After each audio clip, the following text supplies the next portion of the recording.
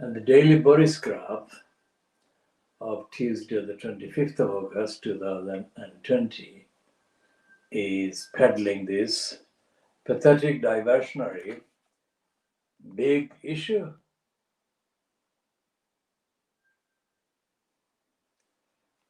Rule Britannia without words. And what difference do the words make? Look at this. They're going to town for the Rule Britannia on the Daily Mail. Daily Boris graph, Daily Mail, and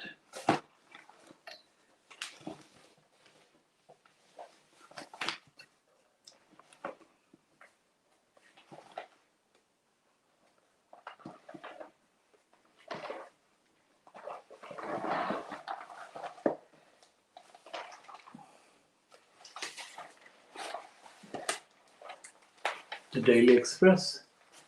These are all die-hard, crooked Brexiteering newspapers.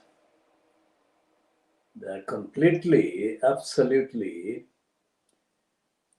brazenly unaware of their duty to tell readers about the pandemic.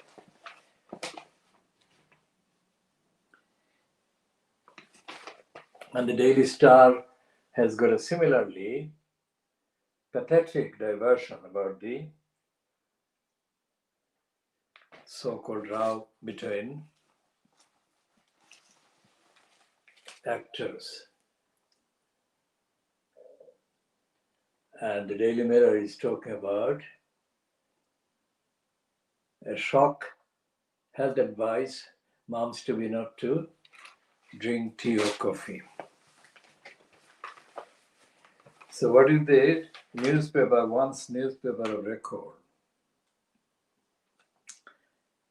has to say? It's trying to alleviate the fears of return to pre-pandemic mode of office, quote work. And it's running a psychological preparatory piece. And of course, it has got also the piece about the pregnant mothers. There is no safe level of caffeine. So coffee is not safe at any level. And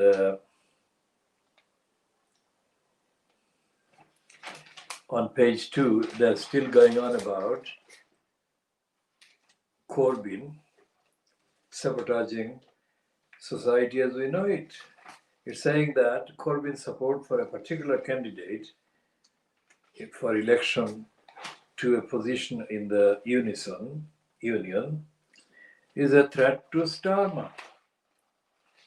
I mean, surely Corbyn has the right to support or endorse anybody he thinks is a proper kind of candidate for the post of secretary of the Unison Trade Union, which is holding its election after the imminent departure of Prentice, who has been there for about 300 years. And on page 12, there is this fascistic Priti Patel approving taser used by the police, taser that is more painful. So it's a sadistic, fascistic, anti-democratic kind of self of Priti Patel coming out. And it's very much like Boris Johnson, very much like Dominic Cummings, and the others of the current cabal in occupation of number 10 Downing Street. This is the Times. That's historic, absolutely historic, page 14, 15. They are following the kind of interview, the piece run first by the BBC as far as we can see. But this is a black man called David Olusoga. He was crushed by TB racism, he says. He was crushed by TB racism. Now, we could have told him that literally thousands of people are being crushed every week because of daily racism on the street, on the screen, everywhere. So this is really not news, but they're making it news. And as they're making it news, and one of the people mentioned in there is another black person who left the job with the BBC and became mayor of Bristol, Marvin.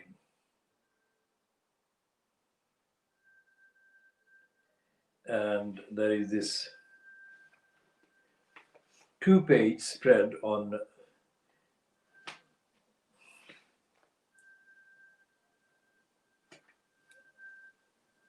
a book that is being published about Corbyn's kind of time as the Labour Party's leader. And they're sniping at Corbyn and overhyping the presentation of anything that shows Corbyn in a poor light. But Corbyn needs no such unfair treatment. Corbyn is himself to blame, as I said from my own analysis, for the simple reason that Corbyn lacks the intellectual ability and the capacity that are needed by the job to lead either the opposition or lead the government in this country. And it became obvious every time he ran from the media, waiting at his door in Islington. And as I have said, that is the biggest mistake Corbyn made. But for him, it never was a mistake. That is the natural thing for him to do, run away from the media.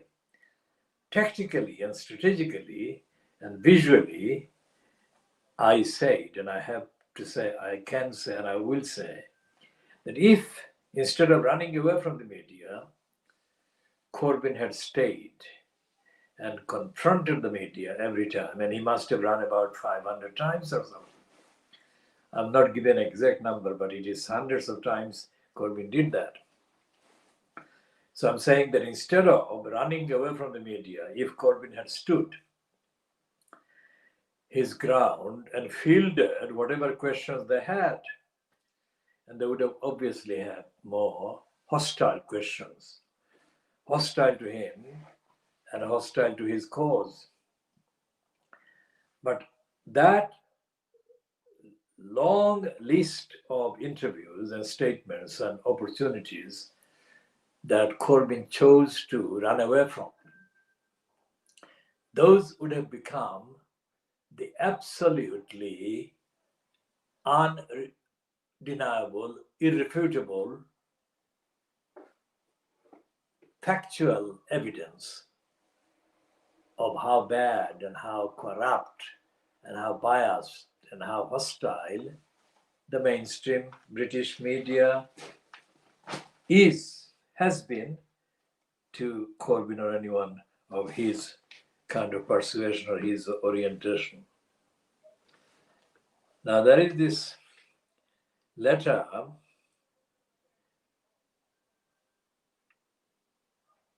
based on the left out the inside story of Labour under Corbyn, highlights why just before the election I broke the golden rule of clergy and party politics and issued a call to my congregation and the wider Jewish community to vote for the party most likely to defeat Labour in the particular constituency, in their particular constituency. Now, this is Rabbi Dr. Jonathan Romain, Maidenhead Synagogue. So they're absolutely the Times, the Telegraph, the Express, and whatever, all the Fleet Street outlets are still absolutely obsessed with their preoccupation to do Corbyn down. And there is no substance to the pretense. Corbyn, as painted by them, is not guilty as they paint him to be. Corbyn is liable, in my opinion, for the precise reason that I have repeatedly stated and reiterated. Corbyn is responsible for running away, and that is the thing that he should be held responsible for, not for the things that the right wing and Starmer's endorsers are saying he's guilty of. And what they're doing in the Times on page 20, the deported migrant returned and carried on cannabis farming. Now, it's not something that only deported migrants have been found to have indulged in after being able to return. Ordinary British entrepreneurs and business people are doing cannabis farming all the time. So it's nothing to do with somebody being deported or coming back or being a migrant or not. So the diagnosis is that the Times newspaper is as sick and sickly stupid as the daily tabloid or stablemate on the Murdoch Empire in Britain. So we move on to the Times, the Guardian. From the Times to the Guardian, and there is this kind of prominent obituary to the woman called Belly Mujinga. Belly Mujinga was born in 1973 and died in 2020, and she is a casualty of the virus, the coronavirus. That's what the Guardian is saying. So anyone watching this would have noticed by now that I have not mentioned the eviction or the extension to the ban on eviction proceedings, the extension to the ban until the 20th of September. Because there is nothing about housing, about eviction, about homelessness, about real social, humanitarian, economic issues that affect the vast majority of ordinary people in Britain. So what I have read and what I have kind of briefly commented on so far is entirely based on what the contents are on these papers and what the prominently displayed items are about. They're not about social issues and not about the actual care that is being withdrawn. And at the beginning, I showed close-up of the headline front page of the Communist Morning Star of yesterday, Monday, 24th of August 2020, where there is a fury. It says that fury at orders by the government to the care homes. Care homes necessarily means that people who are old and infirm and are in care. So the order says that these care homes have been told not to let their families of the people under care have any access to them or say on the fact that these people have been sentenced to death. DNR is do not, D is do, N is not, and R is resuscitate. So any person who is ill and is in an unconscious state or in a state which needs them to be resuscitated has been now condemned to be killed. So that's an open order by the government to the care homes to operate this DNR, do not resuscitate. So as the WSWS.org website has said, Boris Johnson led the mass murders of people a few months ago. And this appears to be evidence that the mass murder agenda is continuing. And significantly, there is nothing from Keir Starmer against that. And there is nothing from the Lib Dems or their wannabe leader, Laila Moran.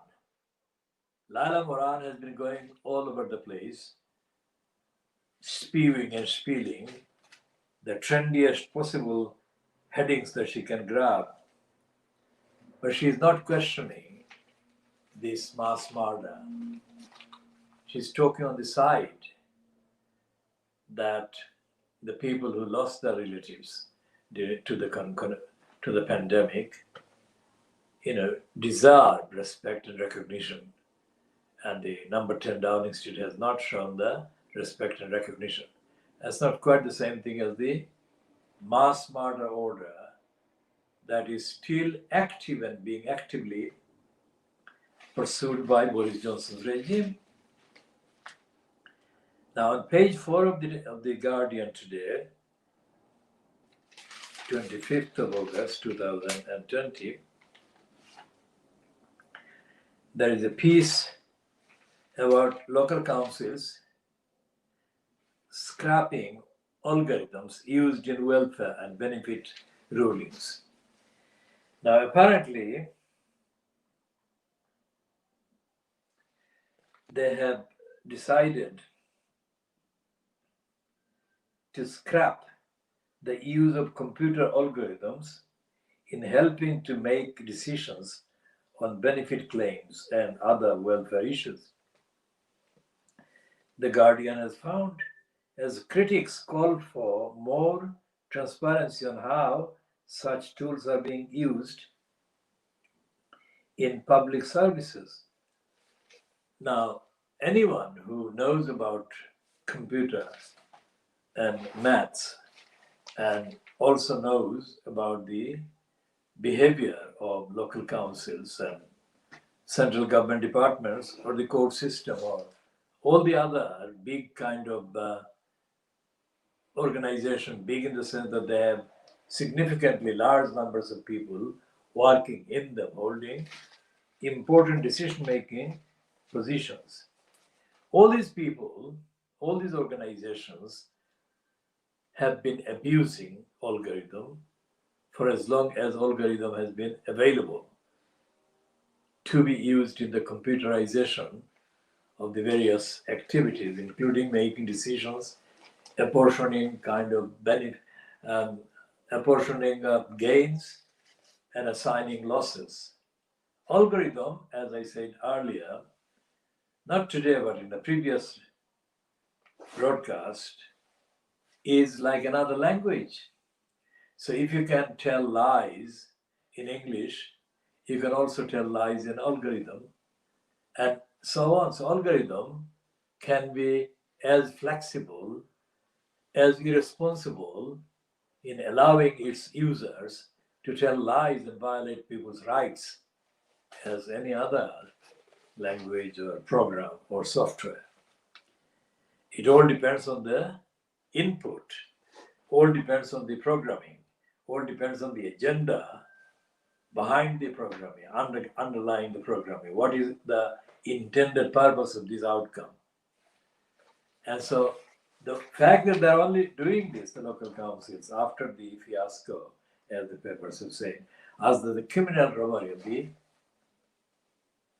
grades of the pupils from the ordinary schools, shows that these councils have been doing the wrong things.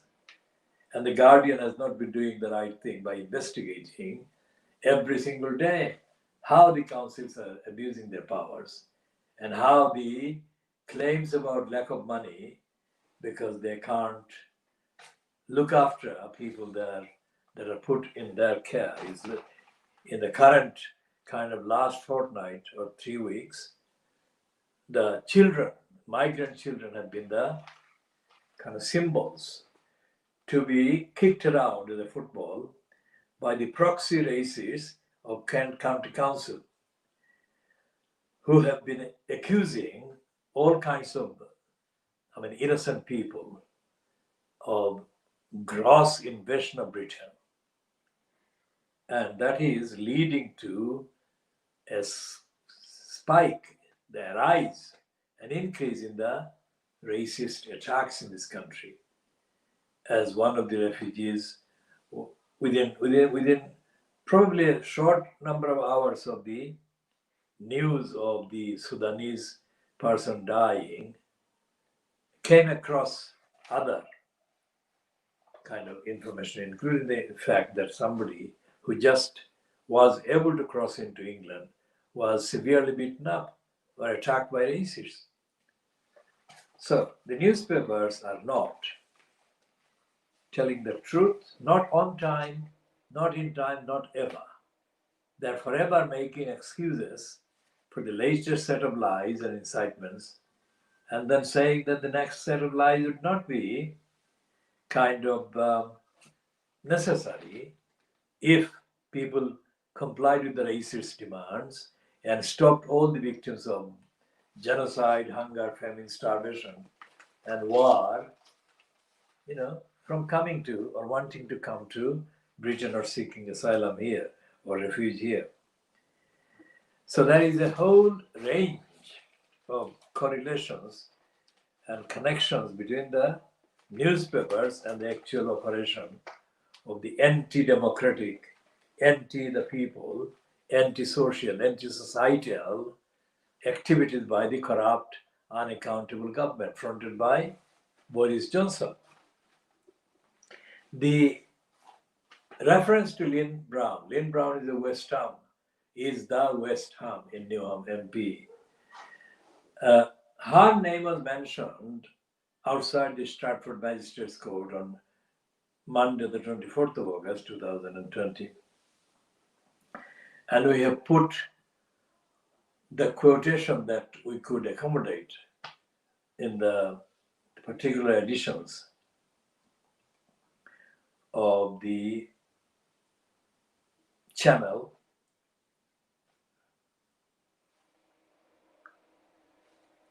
So we'll be going back to the origins of the use and abuse of algorithm and other programs and technical devices by local councils making decisions about who is entitled, who is not entitled to benefit, etc.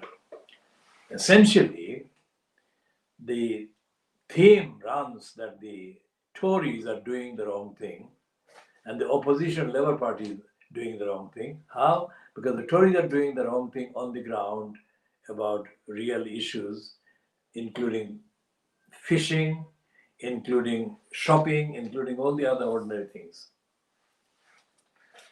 And the councils suddenly realizing that algorithm is to blame, or it is trendy to ditch algorithm. That does not sit on the facts, on the evidence, comfortably, along with the behavior of the local councils in depriving people in the localities of their rights, regardless of the availability or not of the fancy thing called algorithm. And so therefore this council scrapping the algorithms used in welfare and benefit rulings. This piece in the Guardian, this headline is only accurate as far as it goes. It is not accurate in allowing the councils to kind of claim that they are any better than the crooks that stole the exams of the children and were caught 2 weeks ago. And we've got absolutely no shortage of references in The Guardian to trendy topics, including the fact that Usain Bolt, he should be Usain Bolt, but they have fixed it in their minds. They call him Usain Bolt, the Jamaican sprinter. They said that he is on quarantine after testing, but waiting for the results of the test. So he doesn't know whether he's testing positive or negative, but he is in quarantine. So that's the news. And it's a longer piece than The Guardian ordinarily would give this.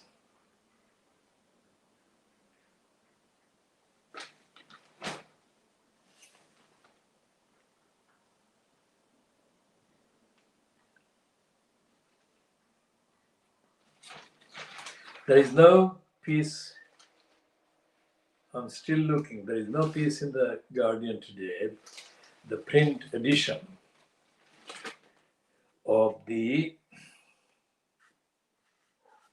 extension to the ban on eviction proceedings and the implication of that extension on the people who are under the most severe threat, not only of losing their homes, but losing their entitlement to have a rigorous examination of their situation by their local council, which is that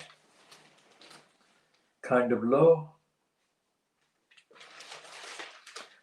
So the people who demonstrated yesterday against evictions, as I said before, were numerically small,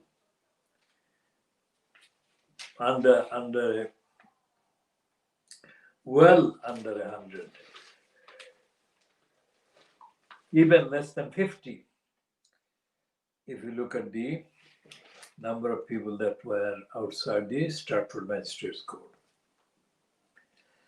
Similarly, the number in Catford, which is the Catford Town Hall, is the place of the HQ of the Lewisham Council.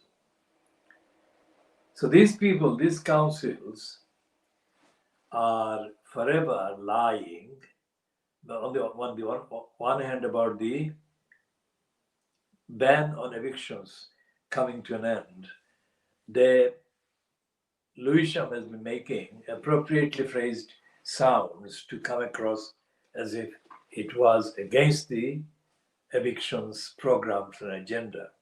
Same thing with Hackney, same thing with Tower Hamlets, same thing with Newham.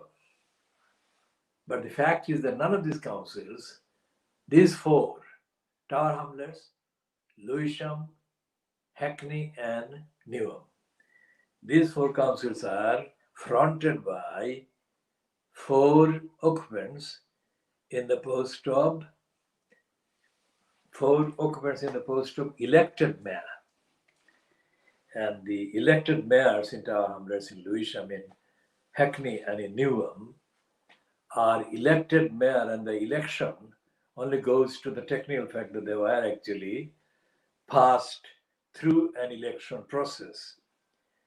But once you look at the actual contents of their thinking and their agenda and the narrative and their spiels, after the elections, you can see that none of them is actually bothering to show any acknowledgement or appreciation to those who elected them, let alone the whole community. Because essentially and ideally, and in ethics and morality, these local councils, if they issue any statement of gratitude and thanks to an individual of their choice, these councils owe very transparent apologies and solidarity with the people going through this pandemic and pandemic imposed eviction nightmare of homelessness. So the people who are under threat of eviction and are being advised by the Ministry of Housing to contact their local councils. There is no factual link between the three components. The people who are the victims of eviction process and loss of homes process and procedure are abandoned by the people who are in places as elected councillors and as elected mayors. This applies to all these four councils that are mayored. I use the term mayored as in like shackled. So mayored as in shackled by the elected mayors. And the shacklers and the elected mayors themselves are on the lookout to come across as being sensible and responsible to a discussion about the implication of housing, various housing irregularities that the council is engaged in perpetrating and conceiving of. And we have said before the dramatics that were staged by Roxana Fayaz in Newham, the Canning Town area, where there was a meeting of the, quote, interested parties, and the meeting had as the main guest Philip Alston, who is the kind of senior professor at the University of New York, Faculty of Law or Department of Law. As I said yesterday, this secretary, this particular individual, the Assistant or Deputy Secretary General of the United Nations Organization, would be the wrong person to be given the job. And there is no other strong candidate that I can recommend at this stage and at this time, except to say that the people who are producing these newspapers are mostly not conscientious. I mean, this one is showing evidence of this one being at least produced by people who are in part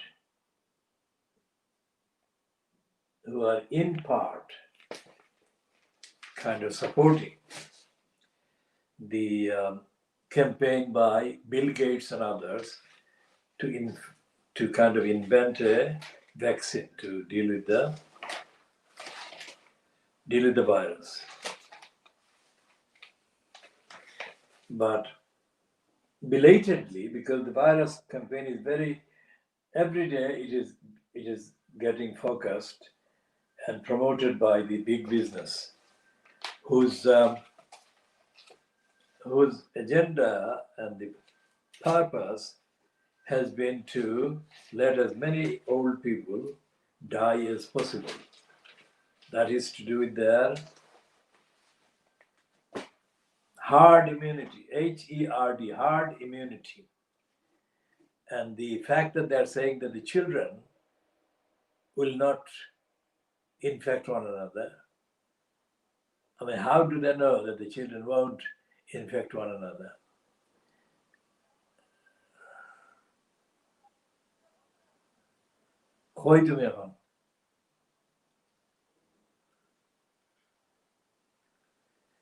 Okay. So we shall be continuing in the next edition. We've got a message there.